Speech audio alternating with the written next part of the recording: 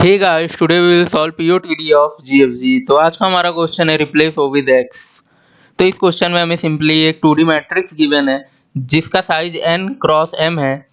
इसका मतलब इसमें n रोज हैं और m कॉलम्स हैं। ये मैट्रिक्स में दो ही कैरेक्टर है, एक है o और एक है x। हमें सिंपली o को x से रिप्लेस करना है। उसकी कंडीशन क्या है कि जब भी हम o को x से रिप्लेस करेंगे उस समय जो o है वो x के बीच में होना चाहिए। इसका मतलब कि o के ऊपर भी x है, नीचे भी x है, लेफ्ट में भी x है, राइट में भी x है। तब हम क्या करेंगे कि o को x से रिप्लेस कर सकते हैं। तो इसको एग्जांपल की मदद से समझते हैं। तो एग्जांपल जो हमारा फर्स्ट एग्जांपल है उसमें सराउंडिंग में x है और जो मिडल पार्ट में जितने o हैं वो सारे रिप्लेस हो जाएंगे x से, और जितने भी o बॉर्डर पे हैं, मतलब जितने भी o लास्ट इंडेक्स पे हैं वो o रिप्लेस नहीं होंगे। मतलब जितने भी o बाउंड्री को टच कर रहे हैं और उन ओ से जितने ओ कनेक्टेड होंगे वो कभी भी रिप्लेस नहीं होंगे। मतलब हमें इसमें ये चेक करना रहेगा कि कोई भी ओ बाउंड्री से कनेक्टेड ना हो, क्योंकि उसके ऊपर तो एक्स हो सकता है, लेफ्ट में तो एक्स हो सकता है, राइट में भी एक्स हो सकता है, लेकिन नीचे नहीं होगा। अगर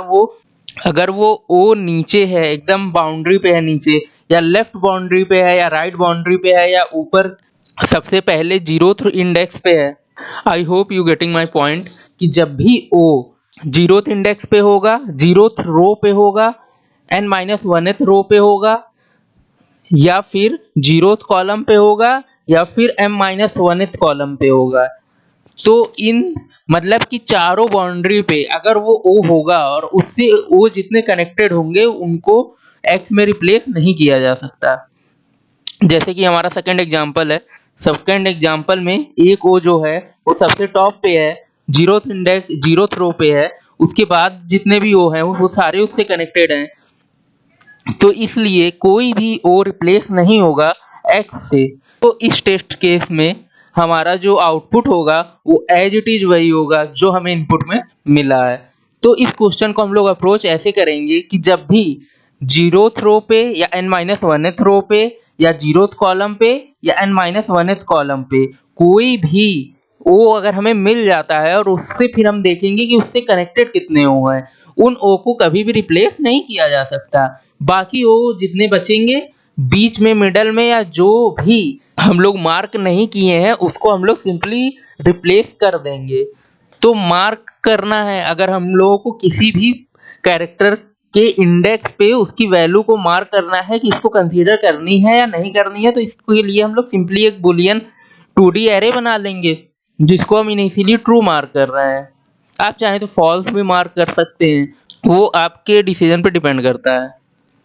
उसके बाद फिर हम लोग क्या कर रहे हैं कि एक फॉर लूप लगा रहे हैं जिसमें हम लोग i को चला रहे हैं 0 से लेके n-1 तक। इससे हमारा क्या है कि हमारा जो i है वो 0th रो से n-1th रो तक जितने भी बाउंड्री पे ओ हैं उनको कंसीडर करेगा और उनके ऊपर ट्रैवर्स करेगा बैक ट्रैकिंग में हमें ये 4 मूव करने हैं। एक कि हमें एक इंडेक्स ऊपर जाना है, एक कि हमें एक इंडेक्स नीचे जाना है, एक कि हमें एक इंडेक्स राइट में जाना है, एक कि एक इंडेक्स हमें लेफ्ट में जाना है। यही 4 कंडीशन हमें चेक करनी है कि इन 4 कंडीशन में कभी भी हमारा एक ओ दूसरे ओ से कनेक्टेड नहीं होना चाहिए अगर वो ओ बाउंड्री पे है तो, और अगर वो ओ बाउंड्री पे है और इन 4 कंडीशन में कभी भी कोई भी ओ उससे कनेक्टेड होगा तो उसको हम लोग रिप्लेस नहीं कर सकते।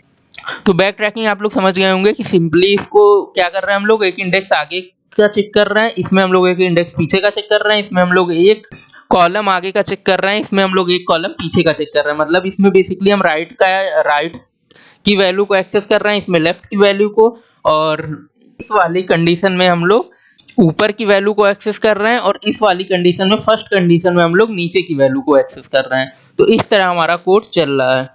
तो बढ़ते हैं कोड की तरफ और इसको आगे समझते हैं। तो इसके बाद हम लोग क्या किए हैं कि एक लूप चलाए हैं कॉलम के लिए मतलब जो हम लोग रो के लिए चलाए हैं वो लेफ्ट और राइट के ओ को चेक कर रहा है, लेफ्ट बाउंड्री के ओ को और राइट बाउंड्री के ओ को चेक कर रहा है। और जब हम लोग कॉलम के लिए लगाएंगे तो ये टॉप और बॉटम को चेक करेगा। तो सबसे पहले हम लोग क्या किए हैं कि रो को जीरो कर लिए हैं। रो को जीरो कर लिए हैं मतलब क्या कि टॉप की बाउंड्री को चेक करेगा और कॉलम को इंक्रीज करते गए हैं, लेकिन कॉलम को 1 से m-1 तक चलाएंगे। 1 से क्यों चलाएंगे? क्योंकि जब भी हम लोग रो को चेक कर रहे थे राइट बाउंड्री पे, तो उस जो जीरो रो और जीरोथ कॉलम का एलिमेंट है उसको हम लोग एक्सेस कर चुके हैं। ठीक, तो हम लोग क्या करेंगे कि इसको 1 से लेके m-1 तक चलाएंगे, क्योंकि अगर हम लोग एक बार इसको अगर एक्सेस कर चुके हैं इस वाली बाउंड्री को, अगर इस वाली बाउंड्री को हम लोग एक्सेस कर लिए हैं, तो जब जीरोथ बाउंड्री को वापस से एक्सेस करने जाएंगे तो वो 2 बार कंसीडर हो जाएगा। तो इसके बाद क्या होगा, जितने भी इंडेक्स पे ओ हैं जो बाउंड्री से कनेक्टेड हैं, तो उन पे जो वैल्यू है विजिटिंग की वो हो जाएगी फॉल्स, और हम लोग इनिशियली मार्क किए थे ट्रू। उसके बाद फिर इसका मतलब है कि जितने भी ओ होंगे अगर उनकी विजिटेड वैल्यू फॉल्स है तो उसको हम लोग एक्स में रिप्लेस नहीं कर सकते।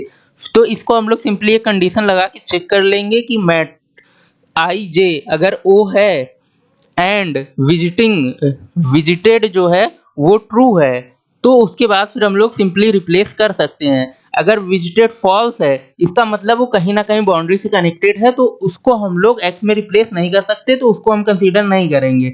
उसके बाद हम लोग सिंपली मैट को रिटर्न कर देंगे और हमारा ये क्वेश्चन कंप्लीट होता है।